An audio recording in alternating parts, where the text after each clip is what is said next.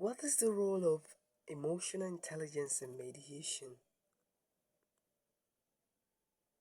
Remember, emotional intelligence plays a very important role in mediation because mediation is not just about resolving issue, it's also about understanding people, their emotions, their perspective, why they behave the way they do, why they react the way they do,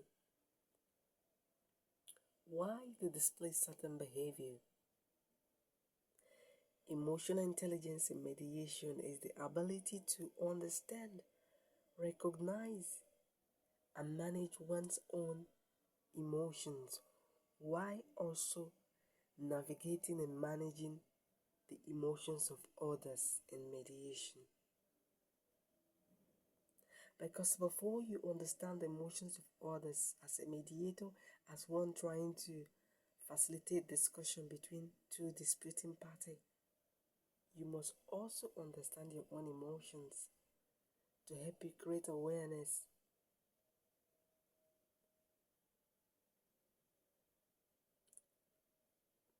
So, how is emotional intelligence connected with mediation? How does it help mediation process? Remember his ability to recognize, understand your own emotions while trying to navigate or manage the emotions of others in the mediation. Emotional intelligence in mediation helps you to have self-awareness. A mediator must recognize their own emotions, their own biases, and triggers. When you understand what triggers your own emotions as a mediator, what creates your own bias, when you become self-aware of that, this helps you to remain neutral and not letting personal feelings interfere with your professional duty as a mediator.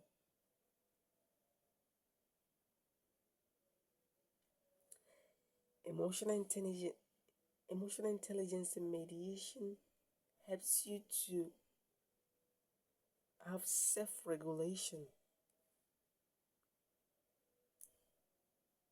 You start staying calm under pressure is the key. When you stay calm under pressure, you regulate yourself. Because as a mediator, if you have emotional intelligence, you can be able to manage frustration, anger, stress, and ensuring the session is being guided smoothly because you can be able to manage frustration, high stress environment, and you can be able to be calm under pressure because you've built your own emotional intelligence. You can manage yourself, and that will also help you to manage that of others. When you have emotional intelligence as a mediator, you become empathic. You have empathy for others. That's help you to understanding how each party feels and makes it easier to build trust. Empathy allows the mediator to acknowledge emotions. You acknowledge the fear, the anger, the sadness without judgment. You don't judge parties because they display fear, anger, sadness, frustration.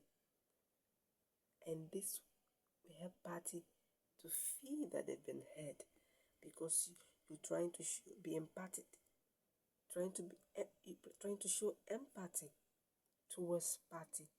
You acknowledge the way they feel without judging them.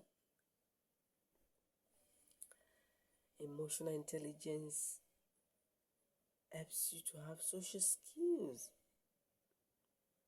because you have good communication. Yeah, you possess active listening, you possess conflict management because they are essential. Because a mediator with strong social skill like active listening, good communication, Conflict management encourages cooperation. The person creates a safe place for dialogue between disputing parties. Because when you have emotional intelligence, you'll be motivated. Because mediators need patience and persistence in the mediation process. Because emotional intelligence helps you to stay motivated, to guide parties towards resolution, even when the process is very slow. Emotional intelligence helps mediate to understand different aspects of emotions, theirs and that of others, manage conflict respectfully, and build trust needed for peaceful resolution. Remember, mediation is not about resolving issues, but emotional intelligence helps you to understand that it's about understanding people also, their emotions, their perspective, why they do things the way they do things, why they show certain behaviors. So, what are those benefits of emotional intelligence in mediation? One of them that is that it builds trust and rapport. When parties feel understood, they are more open and cooperative. Emotional validation reduces suspicion and resistance. It encourages when the mediator possesses emotional intelligence, it encourages open communication. Emotional intelligence helps the mediator to create safe space where parties can express their feelings without fear of judgment. This leads to deeper conversation and honesty. Emotional intelligence, the benefit, it reduces tension and escalation because recognizing and calming strong emotions like anger, frustration, fear in the mediation prevent further argument from spiraling up. And the benefit of emotional intelligence, it promotes empathy between parties. Because when parties feel that they've been heard, they are more willing to listen to each other.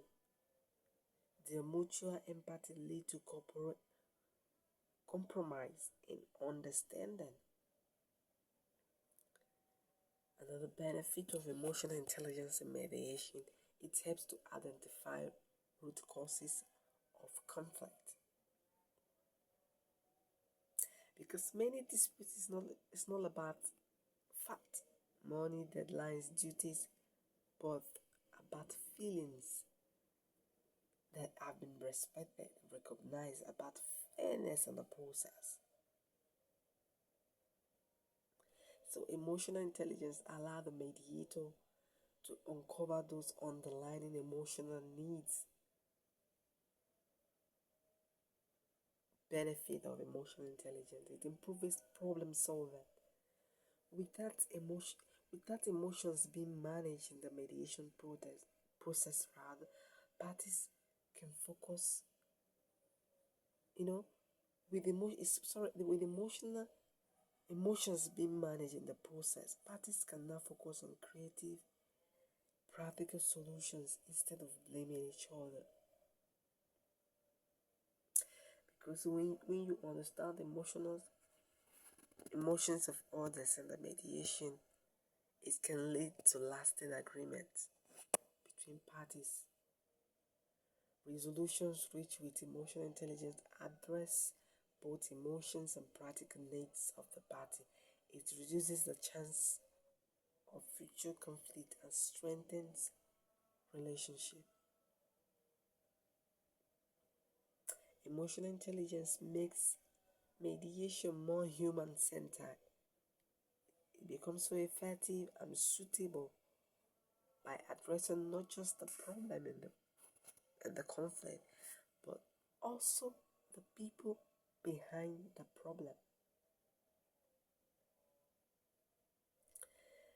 Let's use a scenario of workplace conflict as an example. For example, two colleagues, maybe Amanda and James, they're working on a joint project in a workplace conflict, and the deadline is very close. But Amanda feels James is not contributing enough for them to carry out their project on time. And why James feels that believes that Amanda is being too controlling of his own idea. Without emotional intelligence, Amanda angrily confronts James in front of others and starts yelling, "You are not pulling your weight. I am doing everything." And James reacted defensively. You are always you always think that you're better than every other person.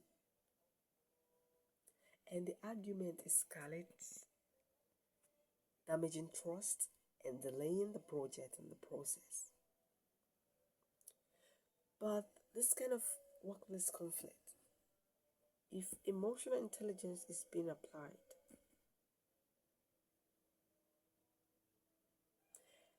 Amanda might pause, manages her own frustration, that's been you regulate yourself, and decide to speak the matter privately with James. She can use empathy if she apply emotional intelligence. She can say, "James, I feel overwhelmed handling most of the tasks. I'd like to hear how you see things." You know? And if James uses emotional intelligence to practice self-awareness and admit that, he can say, "I felt my ideas weren't valued, so I withdrew. I can take responsibility for the research path if we plan together ahead." If emotional intelligence is being applied in this conflict, workplace conflict, the both of them, both James and Amanda, can use social skill to negotiate tasks fairly, reducing tension and improving teamwork. And what are those social skills? Good communication, active listening, etc. Remember, the lessons to learn is that emotional intelligence helps individuals recognize their own emotions. You know your own emotions. You know what triggers you to be angry. You know what triggers you. You'll be able to know what will make you have bias, but you are in control. You are self-aware. When you are self-aware about your own emotions, you can learn to manage that of others. You can learn to empathize with others, communicate constructively, turning conflict into collaboration because you possess a high emotional intelligence.